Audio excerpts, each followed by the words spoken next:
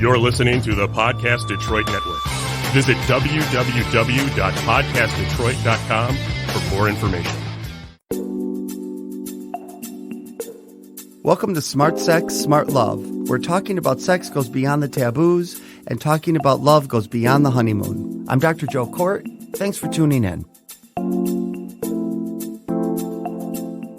Okay, welcome to Smart Sex, Smart Love. I'm Dr. Joe Court, and today my guest is psychotherapist Susie Kamen. She's an certified IMAGO therapist and relationship therapist. Susie teaches people the IMAGO dialogue process to create safety and to allow someone to be heard, especially on difficult topics like sex. She helps people get out of their own way by examining issues through different lenses so that they can create more of the life that they deserve and desire. Susie believes that personal growth, introspection, and connection are fostered best in a safe and non-judgmental environment. She provides a sacred space in which clients can safely explore issues, learn new essential communication skills, and create the life and the relationships they're seeking. As an IMAGO therapist and relationship therapist, Susie works with couples, individuals, families, and adolescents. She's also an IMAGO Relationships International member, a certified strategic intervention life coach, and the vice president of IMAGO Michigan. Plus, Susie is host of Grow Your Guru, a weekly show on NRM Streamcast, created on a belief that within each of us is our inner guru, our true self, which is beautiful, whole, complete, and worthy. Welcome, Susie. Hey, Joe, that sounded great. Thanks for writing that for me. Can you send that back to me so I can use that? Absolutely. Thanks. Well, so welcome. So you, let's let everyone know that you're the one who had me get started on doing podcasts because I wanted to do it. And then I went on your podcast and saw how easy the people that you hired made it. And I found people my own, and it's easy. And I'm so happy you're doing it. You are such a gift. And also as a fellow IMAGO colleague, I think that you have a gift and a message, and I'm so happy you're doing this, and I'm so grateful to be on your show, so thank you. Thank you. So let's start. Let's just tell the caller or the listeners, what is IMAGO Relationship Therapy? Well, we would need a number of shows to dive deep into it. Essentially, IMAGO means image in Latin. It was founded by Harville Hendricks and his wife, Helen LaKelly Hunt, over 30 years ago, and it is essentially a philosophy, a theory about why people pick each other. And while that's super interesting and can be helpful, the part that I spend a lot of my time in and that I'm extremely passionate about, in particular about talking about difficult topics, is teaching what they came up with, which is called the intentional dialogue. And that are tools and structure for how people can talk and break bad conversational habits and learn to be connected even when there is conflict. Right. So, so everyone knows I'm also an IMAGO relationship therapist. And so I do exactly what, Susie does. And it is true. So can you tell them a little more about what is intentional dialogue? Because I think the best part about that is what we learned is couples come in and they end up fighting in our office. And I always tell them, you can fight for free on the couch at home or on the ride home. You know, you're Exactly, spending a lot of money. yeah. So can you talk about what the intentional dialogue is?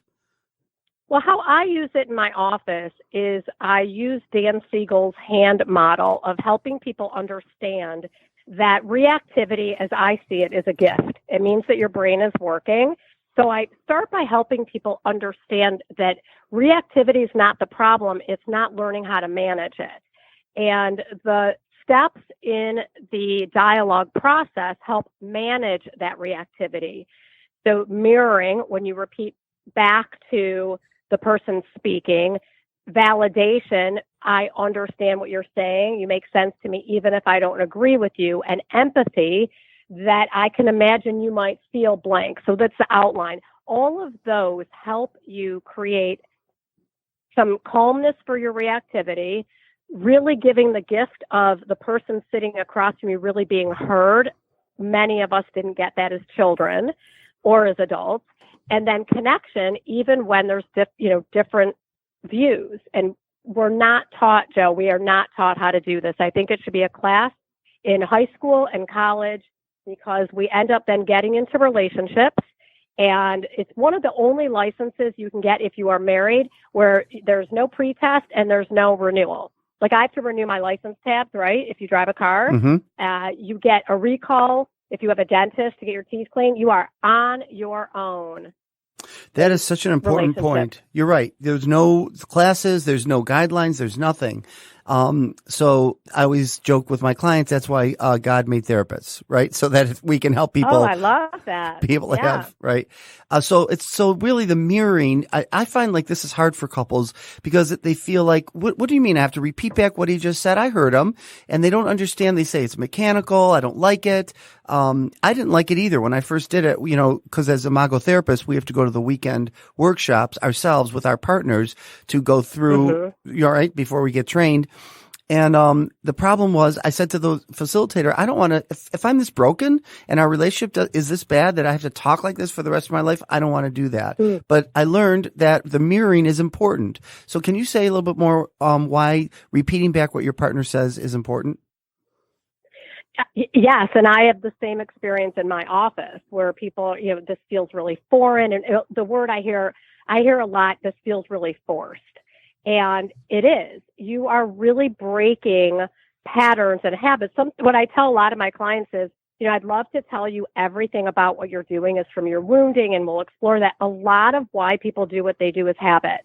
And part of breaking a habit requires learning a new skill. And this is learning a new language. And it is forced. And you are training your brain to do what we're actually born to do. If you watch people with infants, you match their tone, and it's really, we're mirrored into existence. So it's going back so far that it feels really foreign. And it also, for me, I will share with you that mirroring for me was extraordinarily healing, because the other thing it does is creates differentiation, which means for me that the person sitting across from me, I don't have to personalize what you're saying if I mirror you, because you're the person sending it to me. So it's really a multifaceted thing, and it can feel really forced until it is more a part of your way of being. Yeah. And I always tell people the mirroring isn't just for you. It's for your partner to know that they've been heard. And so sometimes partners will say something, you mirror them, and it might be right, or it might not be, or it might be, yeah, I said that, but I didn't mean that. So it gives them a chance to correct it. And so you're making contact each time you're going back and forth, right? 100%. And that's what you just said. Even for that, mirroring for me is like having magic in your hand. It really is a tool, when learned, that really has so many benefits. It really does, like countless benefits for your partner, for yourself. Really, it's such a gift, and it really can feel really foreign, though, back to your original question. Yeah, and I just say to people, at least in the short run, give it a try, practice it, because the other thing with apparently, I don't know enough about this to speak with full accuracy. I was under the impression that they were doing some brain scan studies on people that were practicing IMAGO, and what it was showing was that your brain, when you mirror, starts mimicking people that meditate. So that's amazing, right? Calming your nervous system so you can be more present. That is amazing. What I love when I learned in the training too is just how to, if you don't know what to do and you're having a reaction, simply mirroring anybody, even not just a partner. So you're having a disagreement with a work employee, you're having a disagreement with somebody out in the world, to just say, so let me see if I got that. You don't even have to use those words. What I hear you saying is, and sometimes it can just calm people down, and you're making a connection, and it calms you down so that you can, sit and really listen to what they're saying. 100%. Yeah, my motto is, and I really teach people this, or at least I'm in service of that, your reactivity, your partner, a coworker, like you said, Joe, that's not the enemy. Your lack of knowing how to manage your reactivity is the challenge and the solution. Yeah. I love that. The reason I was drawn, and I'd like to find out your reason, I was drawn to IMAGO therapy is because it was people-oriented, two people that fall in love. It wasn't gender-based. It wasn't man and woman. It wasn't two men, two women. It's all couples. And I remember learning that like when I when I realized I was gay and I met my husband, I remember thinking, well, thank God I'm not going to have all those mother issues that a lot of heterosexual men have with female partners, only to find out that it's not gender based. It doesn't matter who your partner is, male or female. It matters that whomever the more dominant parent is that wounded you will show up in your relationship. So that was helpful to me. I love that you just said that. Yeah. Right. What drew you to IMAGO? What drew me essentially, and again, I love that you said that, and that's part of my answer, is that I was seeing in my office the shame that couples were facing, thinking that there was something wrong with them. And, just for your listeners, most couples wait till they're at least 5 to 7 years in conflict before they seek therapy. And that hasn't really changed much. And so I came across IMAGO. A colleague of ours had been telling me for years that she thought it would be a good fit for me for years. And every time we get together once a month, she would bring me like IMAGO stuff when we would meet. And I finally decided to do it because I just kept feeling there's got to be a better way. And it's just so humane. And for me, even if the outcome for your relationship is that you don't stay together, I believe that you will be better off individually. And I know this sounds so, rose-colored glasses. I feel like the world is a better place when we are more loving to ourselves in our communication and to the person we are in relationship to, even if it means we decide to part ways. So it's just more humane to me. So that's how I got to it. Actually, it's Toni Kaplan, a colleague of ours, and for years and years, like I said, she's like, you have to do this. This resonates with you. And so I finally did after just seeing how much couples were struggling. I know a lot of people get excited about it, and because it makes sense. So, Oprah Winfrey won her first Emmy with Harville Hendrix and Helen on her show doing the IMAGO Relationship Therapy. And so she sort of popularized it, made it even more. And it does make a lot of sense that we're drawn to familiar love, right? We're drawn to both the positive and negative traits of our primary caretakers who raised us, and that we also are drawn to people that have a ability to express in themselves what we can't express. So like in my family, as I'm Jewish and we had a very loud family, and my mother doesn't like to really have a lot of calmness. So if you come to dinner with us, you're going to see at any gathering, some fight is going to break out. So my mother will look at me and say, did you like the meal? And I'll say, yeah. And I'll say, well, why are you looking out the window? Oh, I'm just resting and enjoying, taking it in. Well, why are you talking to me that way? I'm not talking to you any other way. I'm really just resting. Now your voice is raised. Yes, it's raised. And so then we get into, when I met Mike, he was all about peace and he was calm. I remember writing in a journal, I could take a nap next to him. But when I went to his family's house, there was no room for emotion, right? So it was peaceful and calm, no fighting. But when my emotions came out, they would contact the police and quarantine the house and get the emotion out. And so Mike sort of met me to be more emotional. He didn't know this. And I met him to be more calm and learn more, peace. What would you say about that? Well, I love how open you are about sharing about your relationship. I think that what helps to recognize the gift in the power struggle. So I make up that when you and Mike, I imagine there was a point where it wasn't so easy to recognize, oh, Mike's calm, or, oh, Joe's more reactive, right? Right, exactly. Right. So at the point where what I liked about you, now I don't, is where the power struggle is. And underneath that is a gift. You each bring a gift to each other to heal. So part of the IMAGO theory, back to your original question, what is IMAGO? One of the theories is that you are drawn to someone, the IMAGO match, which is crazy that you would pick someone. Are we allowed to swear? Yes. Okay. That's going to trigger the shit out of you. I'll stay low on the swearing. You're drawn to someone initially that is familiar, who ends up is going to trigger a lot of your wounding. And you think, why would you do that? Well, the perfect IMAGO match is the person across from you who holds a gift. You each hold a gift for each other to help heal unfinished business from childhood.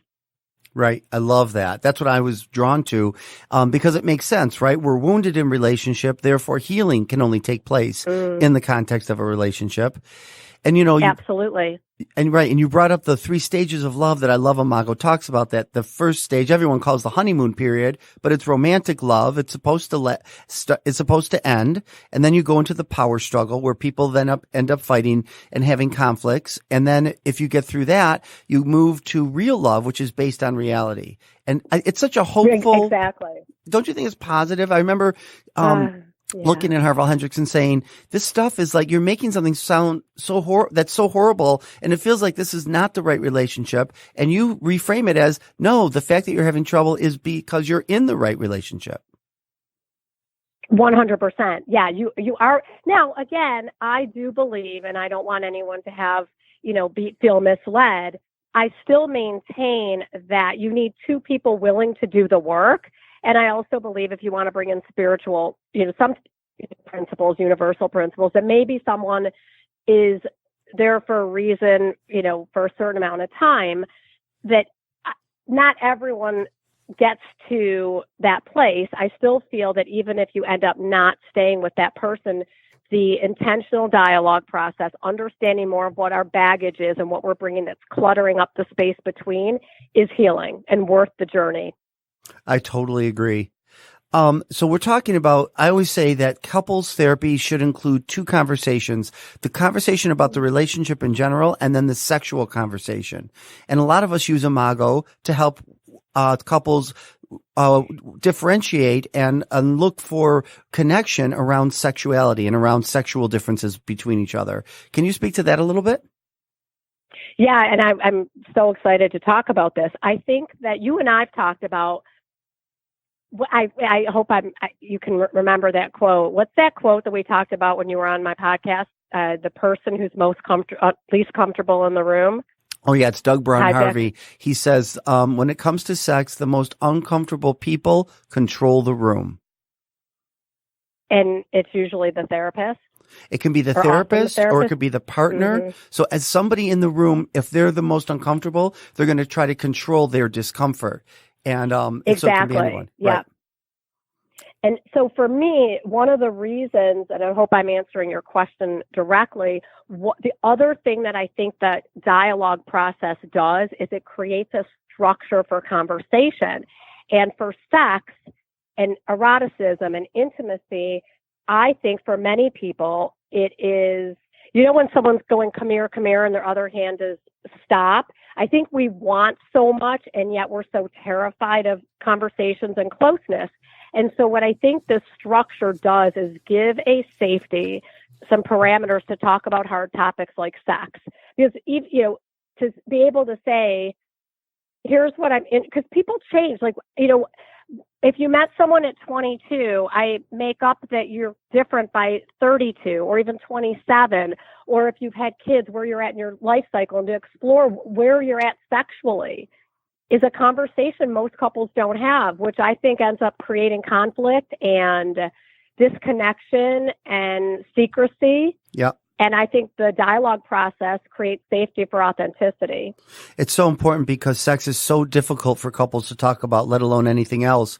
And there's a woman I'm going to have on the show soon. She's not Imago, but her name is, oh my God, I'm going to forget her name, Amanda Luderman. And she's writing this book called Erotic Empathy. And why I love it is because Imago is all about finding empathy for your partner and really understanding where they're coming from.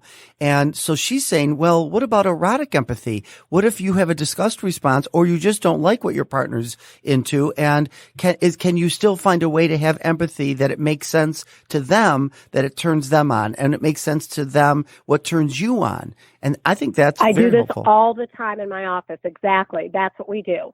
And I help people manage your facial expression because we pick our job in our life is to keep ourselves safe, right? And so your amygdala, so if you look across and you say to your partner, hey, lately I've been thinking I want to try blank, and they look at you that they're disgusted, you're not going to feel safe to continue that. So to have empathy and curiosity, that doesn't mean you have to agree with wanting to do whatever your partner said. I don't know how we're doing on time. I'm wondering if it would be good for your listeners to have an example if you and I role played a small snippet of what that could be. Because a lot of times I've heard, well, I hear you saying that, but what would that look like in your office? Yeah, we have about 5 minutes, so let's do a little bit. You want to start? Sure. Hi, Joe. I'm wondering if this is a good time to talk. So what I'm hearing you say is you're wondering if right now is a good time to talk with me. Did I get it? You did. And what I'd like to talk about, and assume we're in a relationship, what I'd like to talk about is something that's been on my mind around our sex life. And I've been nervous to talk to you about this. Okay, and what you want to talk about is something around our sex life, and you've been nervous to talk to me about it. Am I getting it? I have, yeah. Is there more? Yeah. I feel like our sex life has been complacent lately. So you're feeling like our sex life has become complacent lately. Am I getting it? Yeah. Mm-hmm. Is there more? And I'm scared to talk to you about this because I feel like what goes on for me when I've said this in the past is you get really defensive. I perceive you as being really defensive. So you're scared to talk to me because you perceive me as getting defensive. Am I getting it? Mm-hmm. Mm-hmm. You are. Mm-hmm. Is there more? And yeah, and I feel like it would be really important for us to try some different things sexually. So I'm not going to mirror you now, but I like the idea that we just did that. So people hear that you're saying I statements, you're speaking in short sentences, you're using the same voice that you use at a dinner table for pass me the salt and pepper, and I'm mirroring you verbatim, what I hear you saying. Am I getting it? Is there more? So you're creating safety for your partner and this can be really hard because you and we're not partners, we're not in a power struggle, but when you are, it's really hard to keep your temper and really hard to stay contained while you're having a conversation that might be triggering you and you might completely disagree with, right? 100%. And what the research shows too is if we're looking to a whole other topic, make some deposits to hopefully have exits out of your relationship decrease a little bit. Even the safety of these conversations where there doesn't have to be agreement helps people not feel like they have to get their needs met elsewhere. Because the connection in the conversation is often as important, if not more, being heard than if you actually agree about what's next sexually or anything. Right. And then what we didn't say, we don't have time to go into more, we probably have you back on, is, there's a set, not just communication exercises, but behavior change requests. How to invite your partner into changing behaviors that are causing frustrations in the relationship. So it has a whole toolbox. Yeah. Right? 100% for everything. And I would love to do I would do this every day with you. It's my passion. I love working with you to really talk about how IMAGO can be the vehicle to help people talk about sex and eroticism.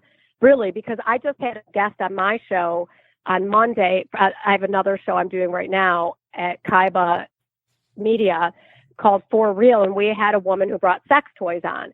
And giving the safety for people to talk about that, even if there's no agreement, it's so critical. It's so much a part of who we are. So I would love to talk about all the different ways that we can help couples talk about this. Yes, for sure. So we'll definitely maybe have you back on and talk about go into deeper about IMAGO Relationship Therapy. But we need to wrap up. So do you want to say anything more about yourself and tell the listeners where they can find you? Yeah, you did a great job. You can go to SusieKamen.com. I also am a coach. You can call me at 248-788-7072. I am, like Joe, your intro was amazing, and I'm committed to helping couples and individuals and families really get out of their own way to really create and live the life they deserve. And I'm so grateful to be connected to you, Joe. Same here. And I love that you remind people that it's not just couples, it's for individuals, families. And we know that there's a global movement of IMAGO and trying to get countries and people in charge to talk to each other. So, I'm glad to talk to you too. I love you. I do. And we'll connect again. Absolutely. I'm so grateful. And I'm so happy you're doing this. You are a true gift to the world, Joe. Thank you, Susie. Have a great day. Thank you for coming on the show. You too. All right. Take care. Bye. All right, bye.